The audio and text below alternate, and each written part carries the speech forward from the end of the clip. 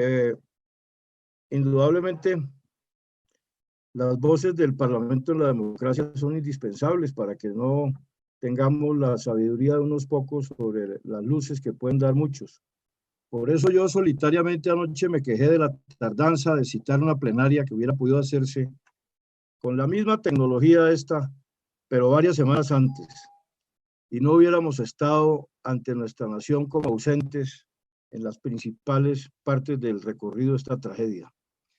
De tal manera que las voces académicas, técnicas, políticas, filosóficas, poéticas, todo lo que constituye los colectivos son necesarias para alumbrar en los caminos de las sociedades. En esto me parece por eso tan importante escuchar, en mi caso, por primera vez a la ministra del Interior, a pesar de lo célebre que es ella, no la había escuchado y me gusta mucho verla en su papel de articuladora con el Congreso frente al gobierno de las actividades y escuchando las voces del Parlamento. Por eso, vean ustedes que bastó una llamada de ella para convencer al ministro de Salud de la importancia y de la urgencia y de la pertinencia de la presencia con nosotros el día jueves. De tal manera que bienvenida, ministra. Lo único que no tengo claro es eso de los pulpos gordos. Yo nunca he visto un pulpo flaco. De tal manera que es mejor la similitud con otros tipos de animales, porque los pulpos... Empezaba solamente a plantear, pues, la importancia de que existan los parlamentos y que nosotros nos demoramos bastante en reaparecer. El senador López decía que no nos escuchaban o no nos oían o no nos hacían caso. Claro, porque solamente estábamos actuando de manera informal y en comisiones, por supuesto, desde el principio de la crisis, pero el país no nos veía como parlamento porque no habíamos actuado en plenaria. De tal manera que celebramos que por fin podamos hacerlo.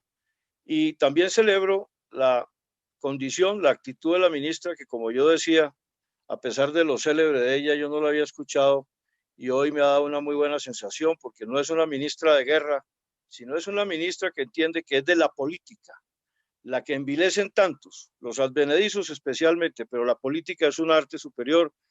Y ahí vimos cómo intervino de manera inmediata para que el ministro de Salud nos aceptara una invitación a la comisión donde no sobra que nos acompañe el ministro encargado principalmente de la crisis. Yo quiero concentrarme en solicitar incluso la intervención de la ministra de la Política porque ella abarca todos los campos. Nosotros en el mundo estamos hoy a punto de que nos mate o el coronavirus o el cónyuge, para quienes lo tienen, o el disparo de la violencia intrafamiliar tan terrible que hay lo está demostrando.